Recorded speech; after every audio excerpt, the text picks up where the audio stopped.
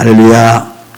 오늘도 새벽을 기다리며 하나님의 말씀을 간절히 사모하는 하나님의 백성들에게 이 새벽을 통하여 하나님의 말씀을 통하여 듣고자 합니다. 계속되어서 반복되는 이야기지만 이 원근 각처에서 정말 이 성전을 얼마나 사모하고 계시는지 저는 기도하면서 그런 마음을 많이 느끼고 있습니다. 또 그런 전화도 많이 받고 있고, 성도님들이 이곳에 함께 할 수 없지만 그래도 이 성전을 그토록 사모하고 있다는 그러한 마음을 가지고 계시다는 사실들을 아주 깊이 깨닫고 있습니다. 오늘은 어제 계속 이어서 하나님의 말씀을 전가하고자 합니다. 오늘은 누가복음 14장 21절에서 24절 말씀을 묵상하고자 합니다. 아마도 자막에 여러분들이 이 말씀이 쭉 지나가고 있을 것입니다. 꼭 나중에 본문 말씀을 꼭 찾아보시기를 바랍니다. 오늘 주신 이 말씀의 이 자리의 핵심은 그렇습니다. 주인이 그토록 애써서 종들을 시켜서 그리고 많은 사람을 초대된 대상들을 초대했지만 그들의 핑계가 무엇이었습니까? 밭을 샀다는 이유로 그 자리에 오지 않았던 겁니다. 또 소를 샀다는 이유로 그 자리에 참석하지 않았다는 겁니다. 심지어는 장가 갔다는 이유로 그 자리에 함께하지 못하는 그러한 일들을 보게 됩니다. 모두가 다 과거형이라 그랬습니다. 다 이루었지만 그들은 더 소중히 여기는 것을 그들의 재산이나 힘이나 아니면 세상의 쾌락으로 삼았던 것입니다. 오늘 이것이 바로 지난날 주님이 초대했던 데 불응했던 그러한 모습들이었다면, 오늘은 이렇게 초대해도 오지 않는 그런 자들에 대해서 주님은 또다시 초대를 끊임없이 방법을 달리하여서 그들 이외에도 초대하고자 하는 그러한 모습을 보게 됩니다. 자, 먼저 오늘 본문에 여기에 소개되고 있는 이 말씀을 보게 되면 여기에는 잔치 자리에 초대했다는 이 이야기는 아마도 이 저녁 식사에 대한 해당되는 그런 헬라어 단어를 쓰고 있는 것으로 보아서 저녁 만찬에 많은 사람을 초대하는 그러한 일들을 하고 있는 것을 보게 되는데, 이 일들은 특히나 이제 구속사역의 교회의 모습을 다시 한번 깨우쳐 주기도 합니다. 이제 저녁 이 밤이 깊어지면 그 깊어지는 그 모든 시간이 지나게 되면 잔치에 들어오고 싶어도 올 수 없다는 것입니다. 즉 다른 말로 이야기하면 굉장히 긴박성을 요한다는 것입니다. 정해진 그 시간에 잔치가 벌어지고 그리고 그 시간이 지나버리면 더 이상의 그런 잔치가 없는 긴박성을 요구하는 그 시간이 바로 이 저녁이라는 것입니다. 그런데 문제는 이 저녁 시간이 다 되었다는 겁니다. 굉장히 임박했다는 것입니다. 잔치 시간이 다 되었는데 불구하고 사람들이 그 자리에 오지 않는 겁니다.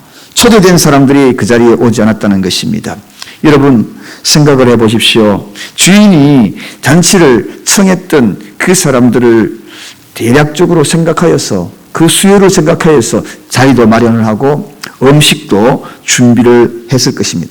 처음에는 그 초대를 듣고서 분명히 거절하지 아니하고 그 이야기를 듣고 기뻐했을 것입니다. 나도 초대받았구나. 그런데 문제는 다른 핑계거리로 인해서 그 자리에 참석을 하지 않았다는 겁니다. 그럼 여러분 어떻게 되겠습니까? 빈자리가 어떻게 되겠습니까? 그리고 그 많은 음식을 준비한 그 음식들이 어떻게 되겠습니까? 그 음식들 모두가 다 아마도 버려야 될 그런 형편에 들어간 것 아니겠습니까? 이러한 모든 모습들을 생각하면 주인이 얼마나 화가 나겠습니까?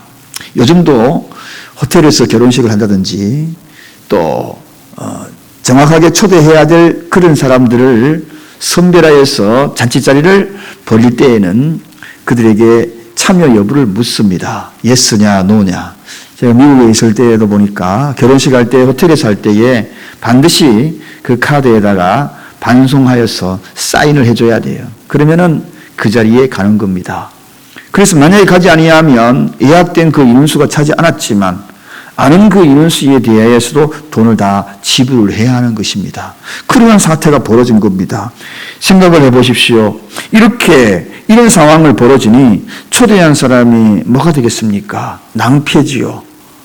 그 빈자리와 그리고 많은 음식을 버려야 될 그런 상황이 도래했다는 것입니다.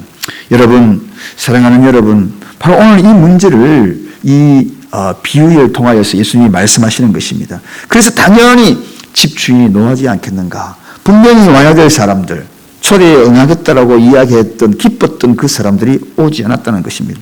이게 바로 오늘날 이스라엘 백성들이었다라고 정녕 그들에게 메시아가 되는 예수 그리스도 그분이 오신 것을 다 알고 있었지만, 그러나 그분의 초대를 알고 있었지만 배척했다는 것입니다. 어두움이 점차적으로 다가오는 이 저녁 만찬의 그 시간이, 임박한 그 시간이 오늘도 바로 그들은 끝까지 거부하고 있다는 것입니다. 그러니 당연히 집주인이 노하는 겁니다. 여러분, 그래서 오늘 여기에 노한다 이 표현은 형벌, 징계, 분노, 그러한 뜻으로 해석이 됩니다.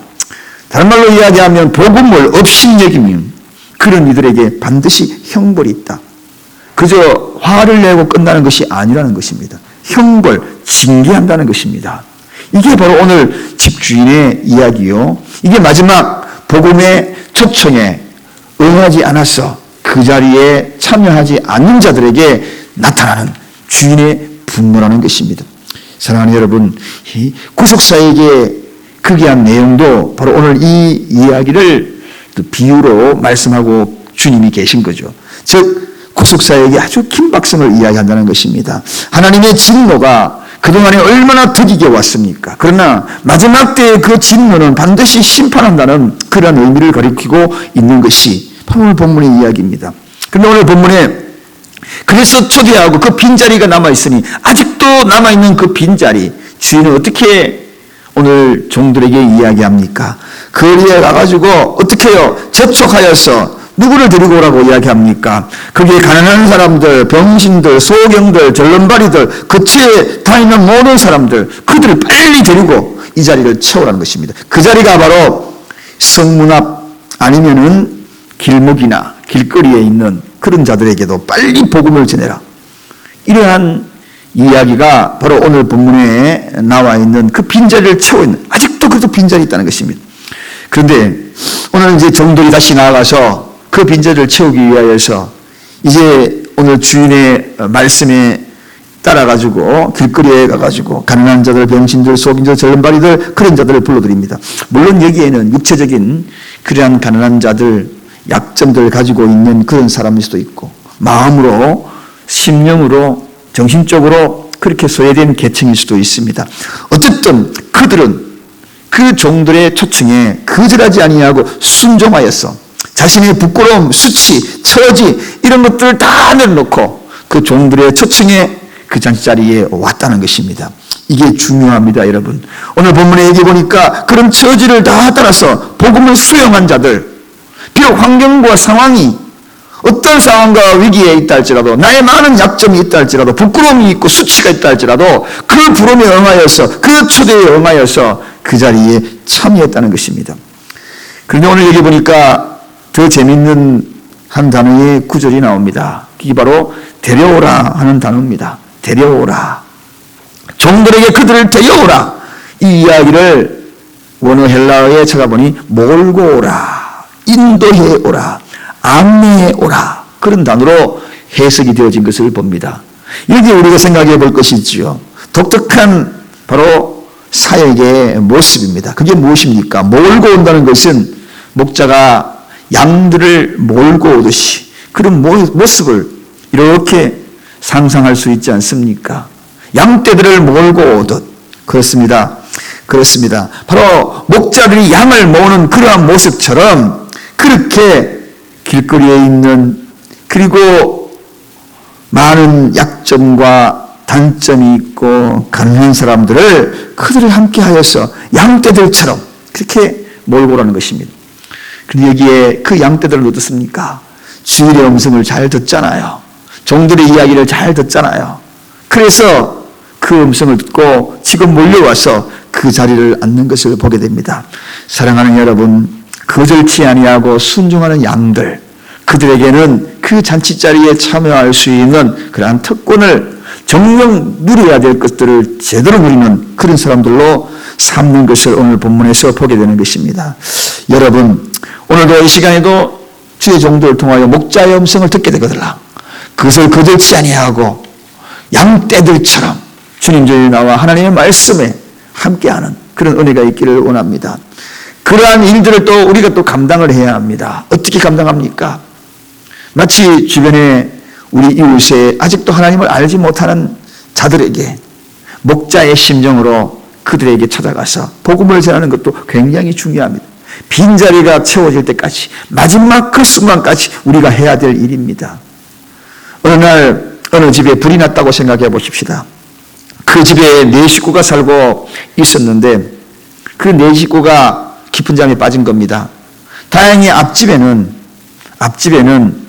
연기가 슬슬 스며 나오는 것을 보고 깜짝 놀라서 그 앞집에 살고 있는 사람 아버지가 앞집에 불이 났구나. 우리 빨리 도망가자 하면서 그 집 식구들 다 깨워서 문을 열고 그 아파트를 탈출하면서 불의에 한번 소리 지르지 아니하고 탈출했다면 여러분 어떤 생각이 듭니까? 그 자는 바로 살인 방도 해당하는 그러한 죄를 범하는 것 아니겠습니까? 일생을 살아가면서 한 번도 불의야 소리 한 번도 하지 아니하고 복음의 불의야 한 번도 외치지 아니하고 살아간다면 우리가 하늘나라의 주님을 어떻게 우리가 뵐 수 있겠습니까? 그렇습니다, 여러분. 오늘도 이 시간에 우리 주님은 채우라고 말씀하십니다. 아직도 빈자리가 있다고. 그래서 심지어는 강권하여 오늘 본문 23절에 사람을 강권하여 마지막까지 그 자리를 채우라고 말씀하고 계십니다.